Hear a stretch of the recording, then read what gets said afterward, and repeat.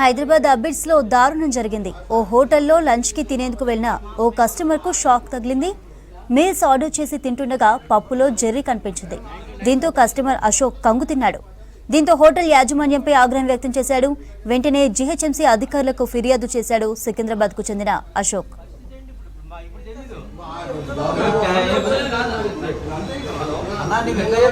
పాలకూర కదా, పాలకూర వచ్చిందేమో అని అంటున్నాను.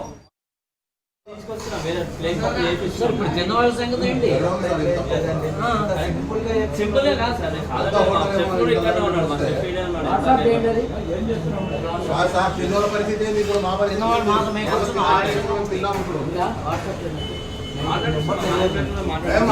ఫోటో తీసుకోండి.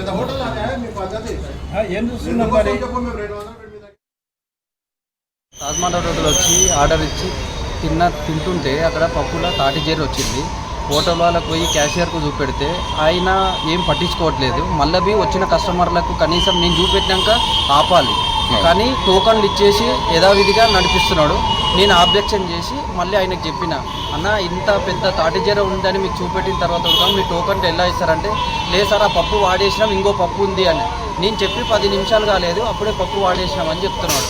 మేము ఉడకంగా ఉదయం నుంచి తిన్నాము, మాకైతుంది కదా ఫైజన్ అని ఆయన ఉల్టా మాట్లాడతాడు. కానీ క్యాషియర్ పోయి చెప్తే ఉడకంగా ఎవరు పట్టించుకోవట్లేదు. ఫస్ట్ పాయింట్, నేను జిహెచ్ఎంసీ వాళ్ళకు కస్టమర్ కేర్కు ఫోన్ చేసి కంప్లైంట్ చేసిన, రిజిస్టర్ అయ్యిందని చెప్పారు. కనీసము వాళ్ళకి పోయి చూపెడితే దీన్ని కిచెన్లో పోయి పాడేయడానికి ట్రై చేశారు. నేను వీడియో తీసిన దీన్ని. పప్పులో జెర్రీ వచ్చిందని పక్కన ఆయన కూర్చున్నాడు. ఆయన జెర్రీ వచ్చింది, జెర్రీ చూపెట్టాడు. ఆ జెర్రీతో అంటే అది కనుక్కుంటే ఏమని అది పాయిజనస్ అని తెలిసింది.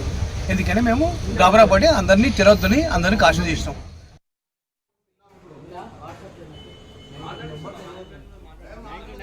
హైదరాబాద్ అబిడ్స్ లో దారుణం జరిగింది. ఓ హోటల్లోకి లంచ్ తినేందుకు వెళ్లిన ఓ కస్టమర్ కు షాక్ తగిలింది. మీల్స్ ఆర్డర్ చేసి తింటుండగా పప్పులో జెర్రీ కనిపించింది. దీంతో కస్టమర్ అశోక్ కంగు తిన్నాడు. దీంతో హోటల్ యాజమాన్యంపై ఆగ్రహం వ్యక్తం చేశాడు. వెంటనే జీహెచ్ఎంసీ అధికారులకు ఫిర్యాదు చేశాడు సికింద్రాబాద్ కు చెందిన అశోక్.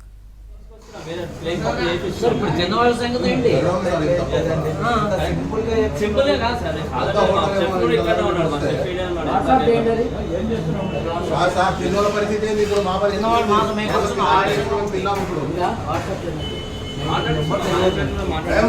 ఫోటో తీసుకోండి.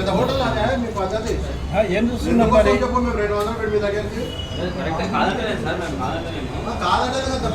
పరిస్థితి ఏంటి ఇప్పుడు? ఇప్పుడు తెలీదు అన్నా, నీకు ఎట్లా చెప్తున్నా అంటే పాలకూర కదా, పాలకూర వచ్చిందేమో అని అంటున్నాను. ఇప్పుడు జనవాళ్ళ సంగతి ఏంటి?